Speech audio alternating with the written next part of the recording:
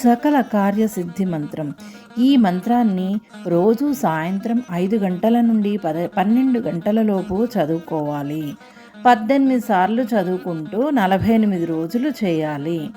Non veg తినకూడదు. ఎటువంటి కోరికలైనా సిద్ధిస్తాయి.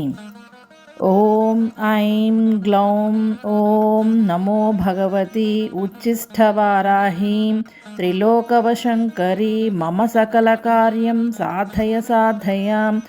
ఓం ఫట్ స్వాహా స్వాహా. ఓం ఐం గ్లౌం ఓం నమో భగవతి ఉచ్ఛిష్టవారాహీం త్రిలోకవశంకరీ మమ సకల కార్యం సాధయ సాధయాం. ఓం ఫట్ స్వాహా స్వాహా. ఓం ఐం గ్లౌం ఓం నమో భగవతి ఉచ్ఛిష్టవారాహి త్రిలోకవశంకరీ